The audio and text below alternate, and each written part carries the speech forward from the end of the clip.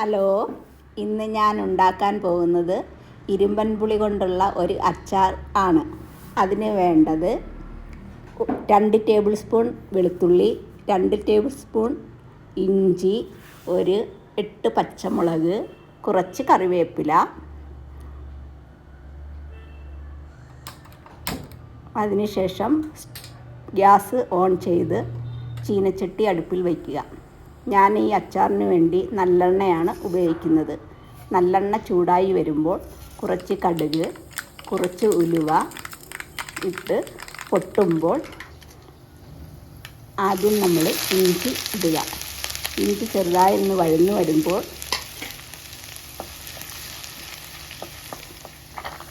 വെളുത്തുള്ളി ഇടുക. വെളുത്തുള്ളിയും വഴന്നു വരുമ്പോൾ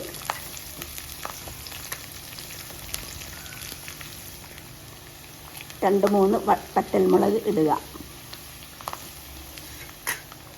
വറ്റൽമുളകും അതിനോടൊപ്പം പച്ചമുളകും കറിവേപ്പിലയും കൂടി ഇട്ട് നന്നായിട്ട് മൂത്ത് വരുമ്പോൾ 1/4 ടീസ്പൂൺ മഞ്ഞൾപ്പൊടി, 1.5 ടേബിൾ സ്പൂൺ മുളക് പൊടി,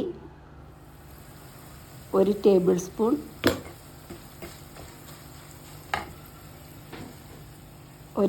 സ്പൂൺ കാശ്മീരി മുളക് പൊടി,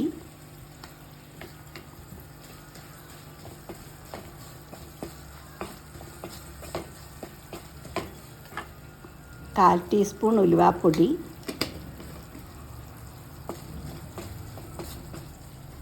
1/4 ടീസ്പൂൺ കായപ്പൊടി ചേർത്ത് പൊടികളുടെ എല്ലാം പച്ചമണം മാറുന്നത് വരെ വഴറ്റുക. അതിനോടൊപ്പം ഞാൻ കുറച്ച് പരലുപ്പാണ് അച്ചാറിന് വേണ്ടി ഉപയോഗിക്കുന്നത്. പരലുപ്പും മിക്സ് ചെയ്തതിന് ശേഷം കുറച്ച് വിനാഗിരി ഒഴിക്കുക. വിനാഗിരിയും മസാലകളും എല്ലാം ഒന്നും മൂത്ത് വരുമ്പോൾ നമ്മൾ അരിഞ്ഞു വച്ചിരിക്കുന്ന ഇരുമ്പൻ പുളി ഇതിലോട്ട് ചേർക്കുക.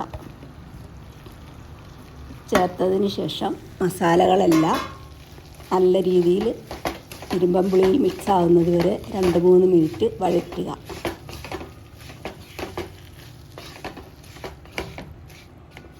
നമ്മുടെ അച്ചാർ ഇപ്പോൾ റെഡി ആയിട്ടുണ്ട്.